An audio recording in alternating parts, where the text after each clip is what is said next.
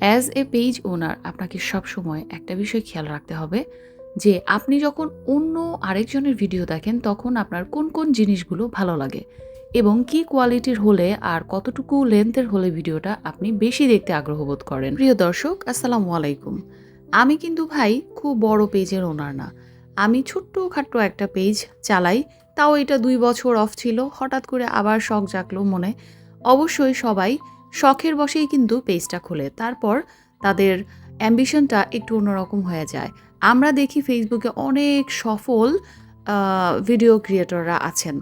তারা কিন্তু আমাদের প্রতিনিয়তই ভালো, ভালো ভিডিও এবং বিভিন্ন তথ্যমূলক ভিডিও শেয়ার করে যাচ্ছেন। তো আমরা তো সেই দেখেই আগ্রহ বোধ করি যে আমাদের নিজস্ব এরকম একটা আইডেন্টিটি হবে আর আমরাও একদিন বড় একটা পেজের ওনার হব। কিন্তু ওদের এই সফলতা একদিনে আসেনি। প্রত্যেকটা সফল ভিডিও বা কন্টেন্ট ক্রিয়েটরদের গল্পের পেছনে রয়েছে অনেক অনেক মেধা, শ্রম, ইচ্ছাশক্তি। আর যে কোনো কাজে কিন্তু হুট করেই সফলতা চলে আসে না। অপেক্ষা করতে হয়, ধৈর্য ধরতে হয়, তাই না? তো আজ আমি আর জ্ঞান দিতে যাব না, তারপর একটু বেশিই হয়ে যাবে। আমি জানি আমার আপু এবং ভাইয়ারা যারা কন্টেন্ট ক্রিয়েটর তারা সবাই ভালো বোঝে এবং জানে। গল্প করতে করতে কিন্তু আমি আমার সবচেয়ে পছন্দের একটা রেসিপি তৈরি করে ফেললাম। এটা হচ্ছে ফুচকা। ঘরে বানানো ফুচকা খেয়ে ভাই যে শান্তি! খাবারটা হাইজেনিকও হয় আর ইচ্ছে মতো বেশি, বেশি করে খাওয়া যায়। আমি এখানে টকটা একটু স্পেশালি বানাই। আপনারা নিশ্চয়ই দেখেছেন যে চিনি, লবণ, বিট লবণ, চটপটির মসলা, তারপর শুকনা মরিচের গুঁড়া এগুলো দিয়ে টকটা বানিয়ে নিলাম। আর এখন তৈরি করে নিলাম ফুচকার ভেতরের যে পিউরিটা সেটা। এটার মধ্যেও আমি ডিম, চটপটি মসলা, কাঁচামরিচ, পেঁয়াজ কুচি, শুকনা মরিচের গুঁড়া এগুলা সব দিয়ে বানিয়ে নিচ্ছি। আরও ভেজে নিয়েছি কিছু রেডিমেড ফুচকা।